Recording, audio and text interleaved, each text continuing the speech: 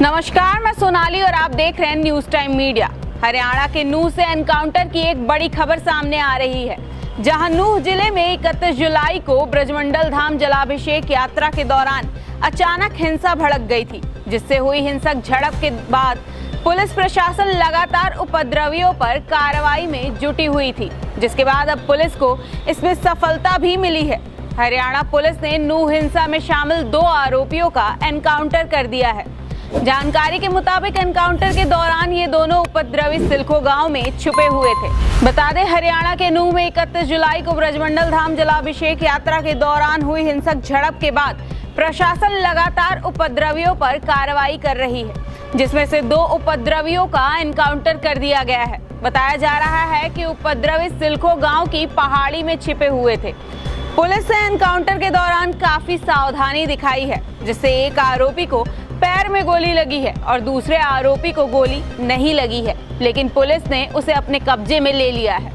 बता दें, घायल आरोपी को इलाज के लिए नल्हड़ मेडिकल कॉलेज में भर्ती कराया गया है। पुलिस और आरोपियों के बीच हुई मुठभेड़ में आरोपियों ने पहले क्राइम ब्रांच तावड़ू के प्रभारी संदीप मोर की टीम पर फायरिंग की थी। अपने बचाव में जब इंस्पेक्टर संदीप मोर ने गोली चलाई तो वह एक बदमाश के पैर में जा लगी।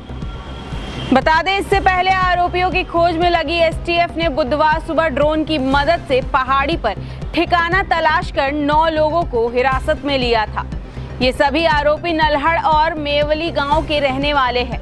पूछताछ कर साक्ष्य मिलने के बाद ही इनकी गिरफ्तारी की जाएगी। वहीं मंगलवार को हिरासत में लिए गए संदिग्ध लोगों में से 8 लोगों को गिरफ्तार कर लिया गया है। अब आपको बताते हैं कि इस मामले में अब तक कितने लोगों की गिरफ्तारी हुई है। हिंसा में गिरफ्तार होने वाले आरोपियों की संख्या 189 हो चुकी है। ऐसा कहा जा रहा है कि गांव से सटी अरावली पहाड़ी बदमाशों की शरण स्थली बन गई है और पहाड़ी होने के कारण पुलिस और एसटीएफ को कार्रवाई करने में मुश्किलों का सामना करना पड़ रहा है। बता दें, नल्हड़ तथा समीपवर्ती गांव के 400 लोग से अधिक मुस्लिम युवकों ने नल्हड़ मंदिर में फंसे शिव भक्तों पर गोली और पत्थर चलाए थे। नल्हड़ के पास पहाड़ी का हिस्सा नूह की ओर अधिक ऊंचा नहीं है, जिसका फायदा उठाने के लिए कई चोर रास्ते भी बनाए गए हैं। ऐसे में कार्रवाई के दौरान एसटीएफ तथा क्राइम ब्रांच को परेशानी आ रही है। पहले ड्रोन से सटीक ठिकाने खोजे गए हैं, फिर पहाड़ी पर चढ़कर संदिग्धों को दबोचा गया है। दरअसल नूह के नल्हड़ शिव मंदिर से 31 जुलाई दिन सोमवार को निकाली गई ब्रजमंडल जलाभिषेक यात्रा पर विशेष समुदाय के पथराव के बाद हिंसा भड़क गई थी, जिसके कारण यात्रा स्थगित कर दी गई थी।